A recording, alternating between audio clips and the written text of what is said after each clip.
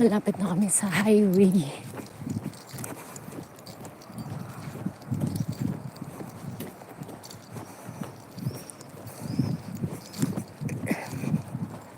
Kailangan 15 minutes bago mag 6 o'clock. Nandun na kami sa company. Ewan kong kakayanin. Kasi magbibihis pa kami ng uniform.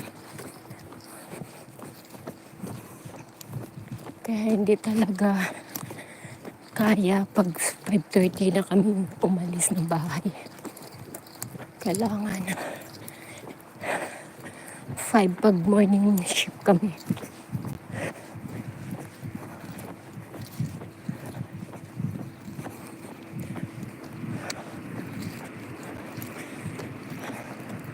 Kasi pagdating sa company, attendance pa kami doon. Tapos, maglagay kami sa locker sa kitchen locker namin ng baon, yung lunch box.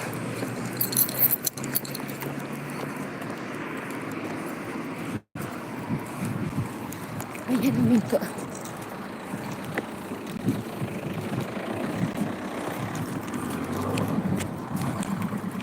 Tapos, punta na naman kami sa kabilang room para sa aming personal things. Lagay na naman namin yung bag, shoes. Kasi yung shoes namin na ginamit sa labas ay hindi siya pwedeng ipasok sa production. May mga uniform kaming tsinelas na para sa loob ng company. Tapos, pagtapos namin sa second locker, sa triple locker na naman kami. Doon yung uniform namin. Uniform ng mga locker namin. Doon sa uniform namin,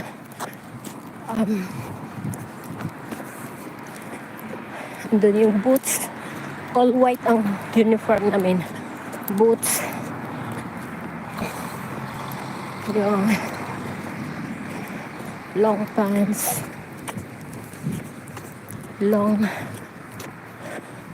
Yung upper, yung jacket namin. Tapos, hairnet with mask. White color din yan. Provide lahat yun sa company.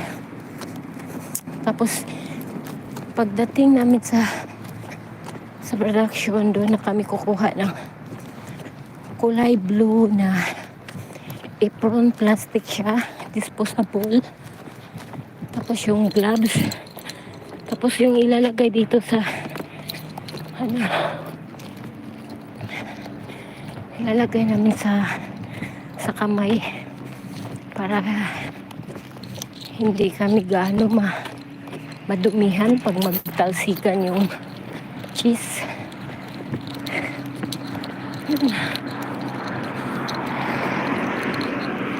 What time is it? Uy. Okay. Lapit na. Kaya pa.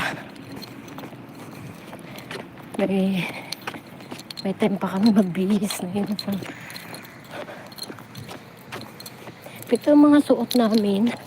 Ito, jacket. Hindi na namin pwedeng hubarin, pwedeng hindi. Pero ako hindi ko na hubarin kasi malamig sa loob. Isasapa ko na lang yung uniform. Basta, pagpasok sa production, lahat kami ay nakaputi. Uniform namin.